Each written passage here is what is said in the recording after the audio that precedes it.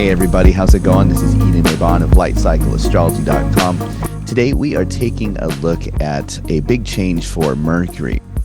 Mercury is entering the sign of Taurus, emerging as an evening star, and as soon as Mercury goes into Taurus, we see that she begins forming a square to the planet Pluto. So it's a big change for Mercury, which begins today.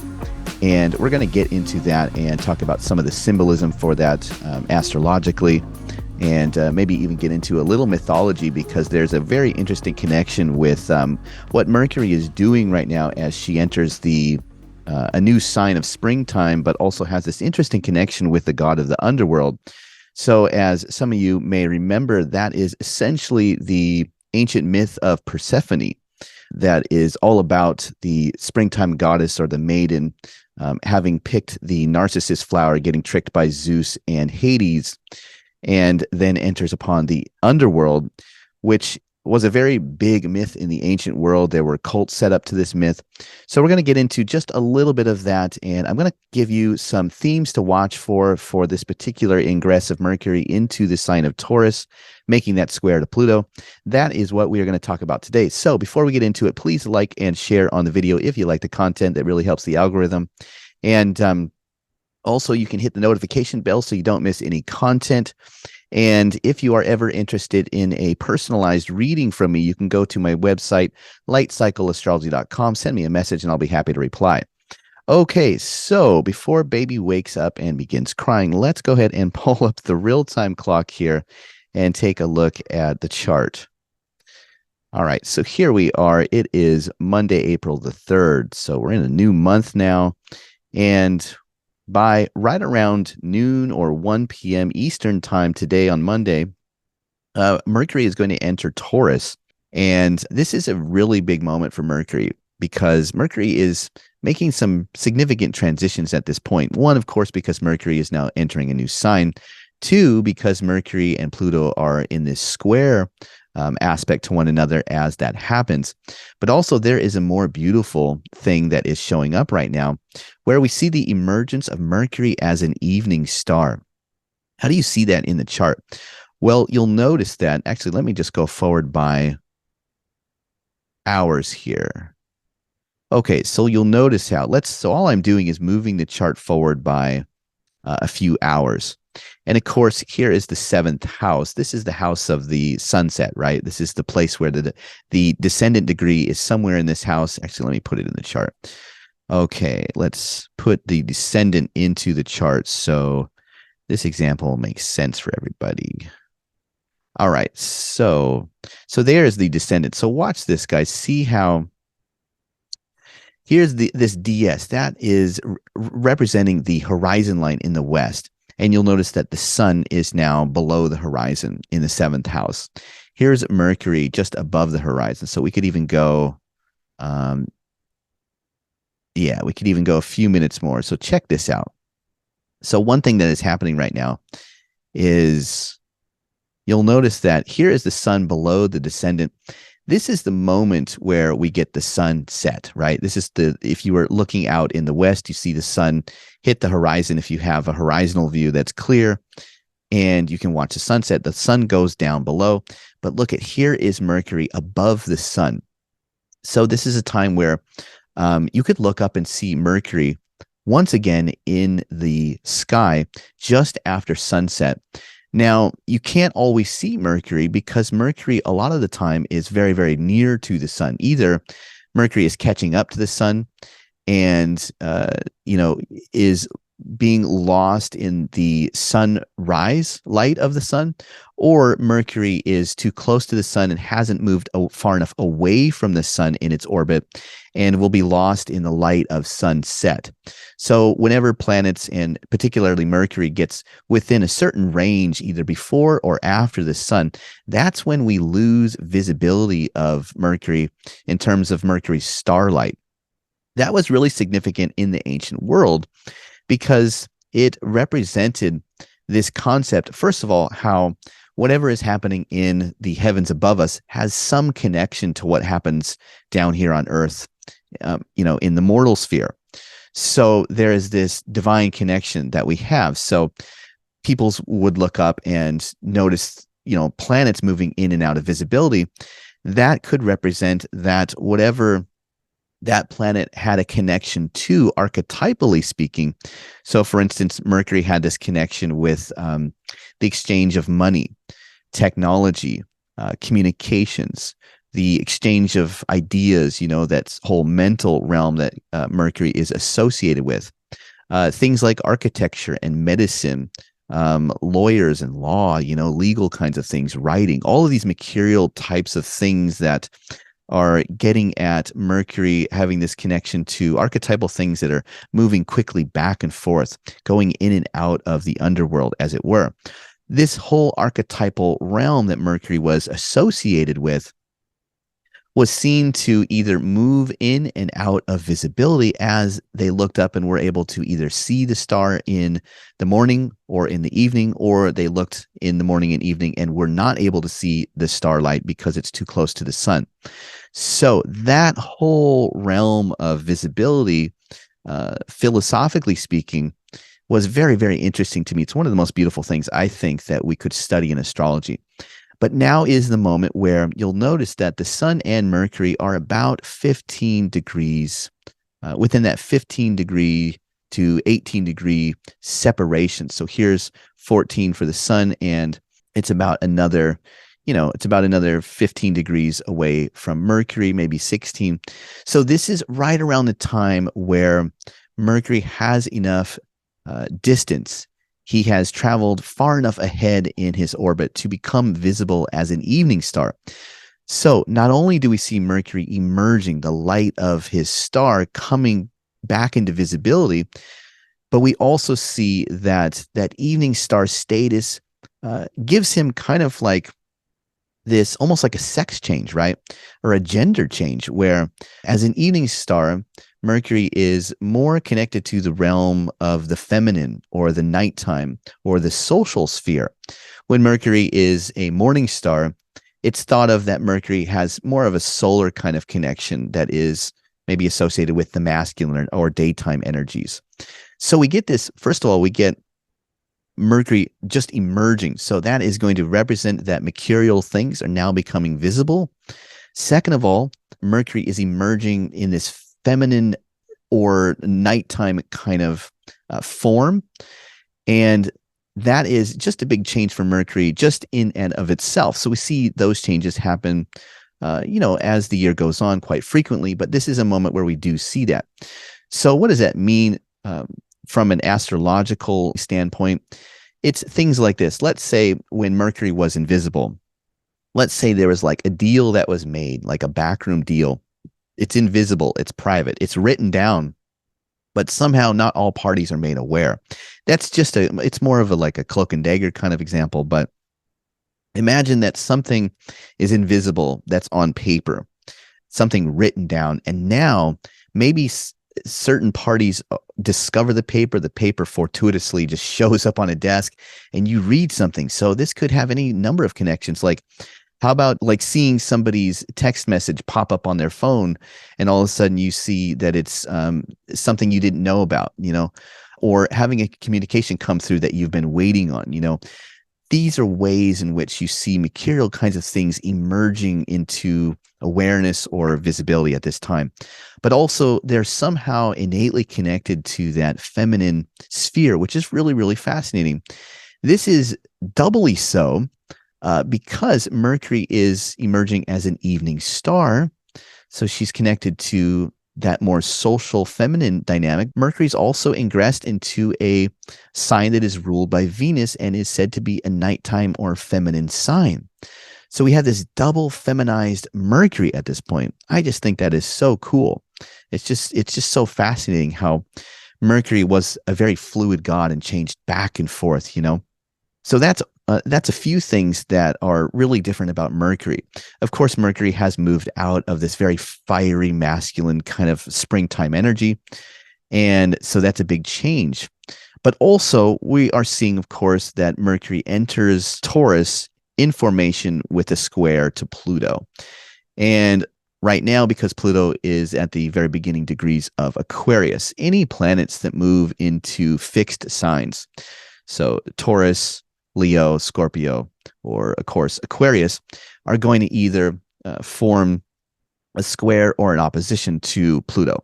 So that's a pretty interesting gauntlet for any planet to go through.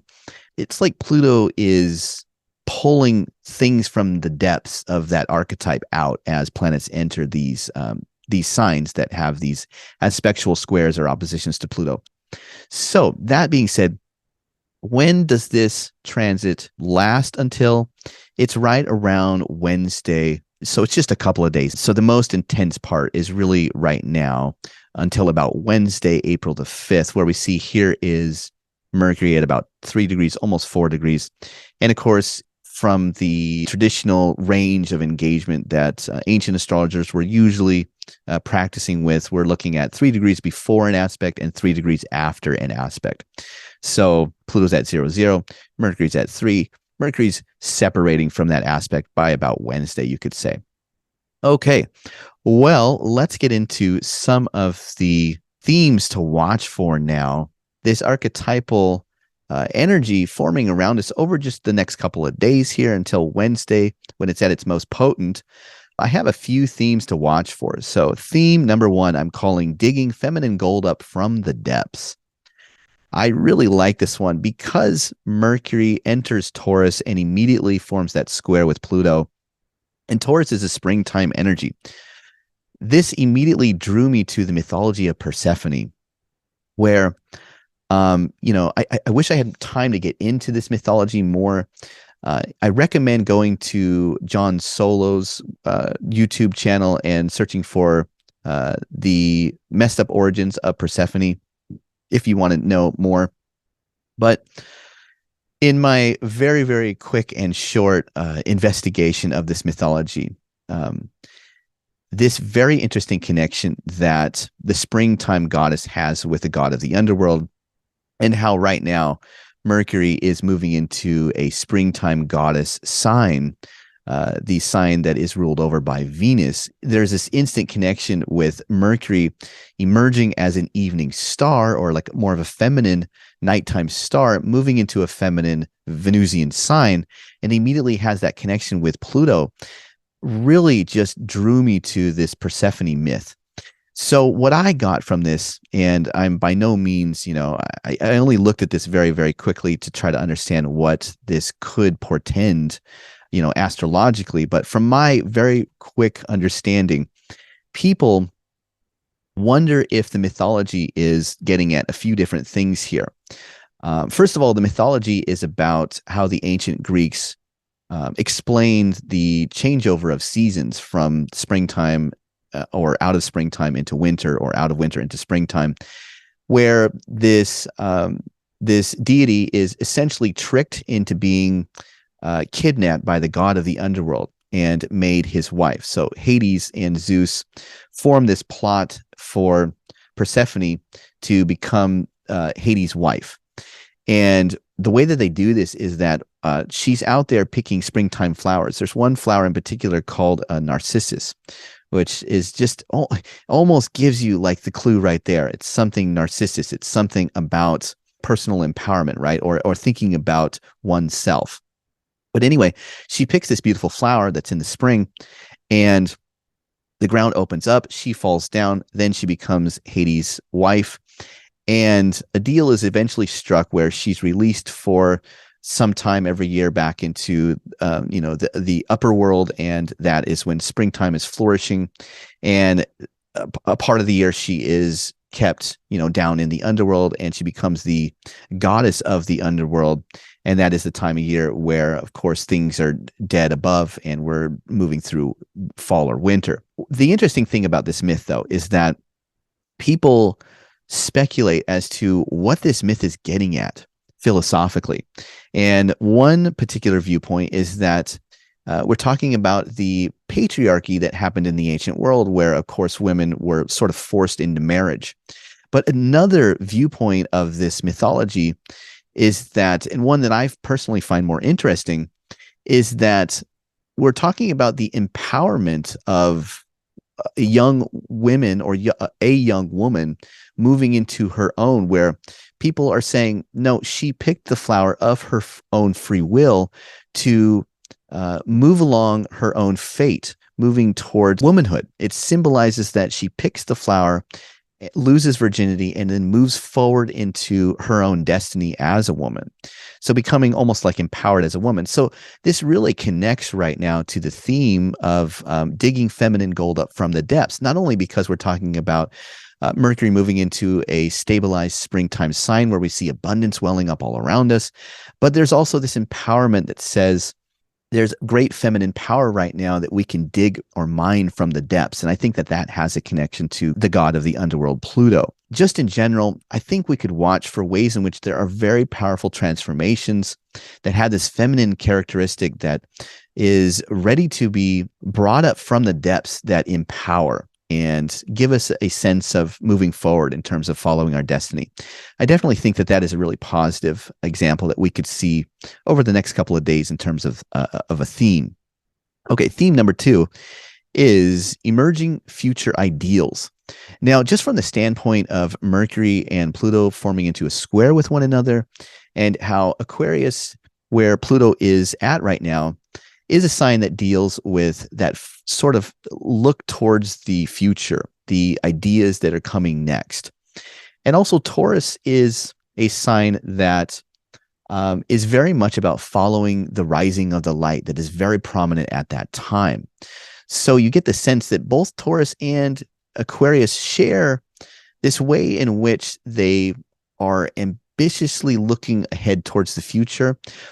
Aquarius is more like on the ideological side, and Taurus is more on the slow moving with the light side.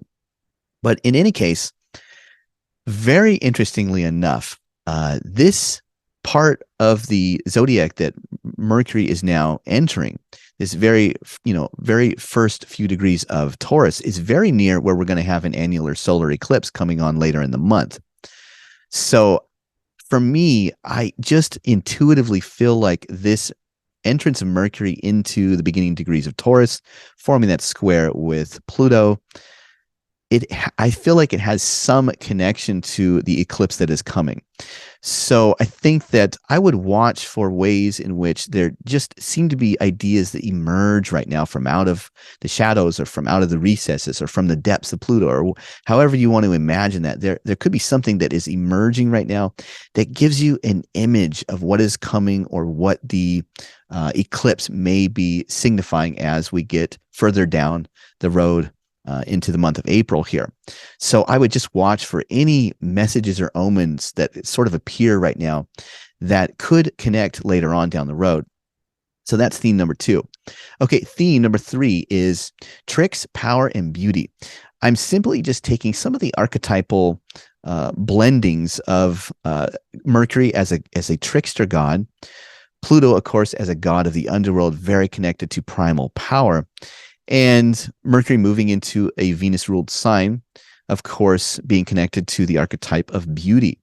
So how do we see things like tricks, power, and beauty sort of blending together right now? I think I'm going to leave it up to you to sort of play with that archetypal blending of themes. But, you could see like things like, maybe this is a moment where there's a little bit of a manipulation or trickster kind of energy that embodies that Plutonian underworld kind of theme, that goes after something it's attracted to, or like a person it's attracted to. That's one example.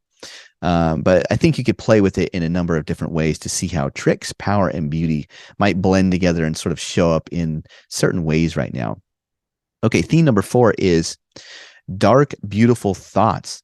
Yeah, could we just be simply attracted to something dark and beautiful that is also very abundant? It has that cornucopia kind of feeling, that abundance of spring that's coming through. But within that bright abundance, is there something dark and beautiful that we're just simply attracted to? In a simple way, like certain content that you watch or become interested in, like maybe on Netflix or something like that. This sort of Shakespearean tragedy that you have within love. Whenever we deal with things in the social sphere, especially within the romantic social sphere, of course, there sometimes are dark things that come out of that. And Mercury, as a god of the underworld, bringing forth the depths of Pluto right now, Makes me wonder if there is this very deep connection with, more romantic or love relationship kinds of things, but there's somehow a streak of darkness that we're attracted to, maybe a streak of danger or hidden things that we want to bring out right now. That's theme number 4. Theme number 5 is Machiavellian gossip. I hope I pronounced that right. Machiavellian. That connection that Pluto has with power struggle and struggle from the shadow side, right? Where it does things to secure its own power. And how Mercury is definitely going to be a gossip. Let's just face it. Mercury in the sign of Venus, Mercury as an evening star. Let's just face it. We're talking about gossip. And you get this connection with Pluto. So could there be gossip that is more somehow about grabbing power for yourself? So is somebody going to say something right now that is going to pit somebody else against somebody? That's the kind of gossip that we may encounter. Now, that's just one way in which you could see that. Okay, obsessions of pleasure is theme number 6. Obsessions of pleasure. Of course, Pluto has that connection to things that we just become very obsessed over for, a few days. And it's that power hold on us that we just can't escape from. I know for me, it's been chocolate. And I hate to admit that vice publicly, but it is what it is. This wrestle that I have with chocolate. But of course, also it's my new daughter, just falling into just looking at her face and almost being incapable of breaking away from something that is just very pleasurable. So simply we could have, go through a few days where we're just very obsessive about something that brings us pleasure. Okay, theme number 7, healing communication. This connection where Mercury is moving through a feminine temple as a feminine evening star emerging. And, Venus has that connection to trying to harmonize things, trying to smooth things over, having that social grace to be considerate of other people, that charm and grace and dignity where we try to cohesively be together as a people. What does it take for us to be together? Well, it's certainly not the more dog eat dog kind of Marsy energy that Mercury was recently being filtered through in the sign of Aries. It's more of that feminine changeover right now where it's what brings healing through maybe smoothing over things. And Mercury, the god of communication, how do conversations come up right now? How does Pluto enter the conversation and say, let's talk about this. Let's put everything on the table, but let's do it in a way that has some grace and the ability for it not to just devolve into something that is cutthroat or, everybody looking out for themselves. How can we care for one another? How can we love one another? What is it that binds us together that is beautiful? That's where Mercury is coming from right now. Mercury has that social grace and sense to heal, I think, right now. And Pluto gives us the depths to do that. Okay, so theme number 8 is simple ideas run deep. I love this one. So as many people know about the sign of Taurus is that Taurus is often a place that is accused of being more surfacey or on the surface, right? Venus is often a archetype that is considered to be sometimes superficial, right? The Venus archetype has superficiality or vanity built into it. So a lot of times when people think about Taurus, they think about things that are just simple, beautiful. Things do not have to be deep. But wow, how do you see Mercury having this connection with Pluto, a god that is all about the depths? Mercury moving into a sign where normally maybe things might be just a little bit more surface or a little less convoluted, a little, it's like when you sit at the dinner table, right? You don't want to bring up some deep, heavy topic to talk as you're sharing a meal together with family or friends or whatever. That's not usually socially conducive, right? So you're going to just like keep it light, keep it pleasurable. That's normally what Mercury is going to do. But as Mercury runs through this square with Pluto, the depth is brought in a little bit. So that's pretty interesting. And I think that one way in which you could see all of these things blending together is how sometimes the simplest ideas are the most depthful, right? They carry that depth, and it's quite beautiful. So for me, I know this could be a time where one meditation that could be really helpful for myself in particular is to remember that sometimes you don't need to overthink, overcomplicate something in order for it to be very deep and beautiful all at the same time. So theme number 8 is how sometimes simple things are the most elegant and beautiful, and they run quite deep. Okay, theme number 9 is the medicine of spring. I love this one. Mercury is a god associated with medicine, right? He carried that staff with the snakes coming up and everything. So the medicine of springtime, this makes me get an image where I'm out there, foraging for, fresh new herbs that are shooting up, and I'm picking them and making teas, and I'm using that for medicine to heal. Of course, we could see this metaphorically. How do we see medicine coming through the form of having good conversations with people we love or friends, taking in some good medicinal content that is good for our spirit, that revives us and rejuvenates us like the springtime does? Or I think it could be medicines that come along right now. So this would definitely be a time where I would say it would be really, really advantageous to maybe get back into some things that are healthy or medicinal for you, in terms of like turning to some actual herbs or teas or routines or anything like that. But how does the springtime medicine come in for us right now and provide some healing? All right, so that is what I have for today. Thanks so much, everybody, for watching. On Wednesday, I will be back with a full moon rising sign horoscope video. We're going to get into this Libra full moon that is coming through and do some horoscopes for all 12 rising signs. So look forward to that. But I hope you have a great rest of your week. Please leave in the comments anything that you got from this. Hopefully you got something good. Hopefully one of these is inspiring and gives us, a moment to pause and bring in the healing energies of spring. And I will be back again with another astrology video in the middle of the week. So take care, everybody, and I'll see you soon. Bye.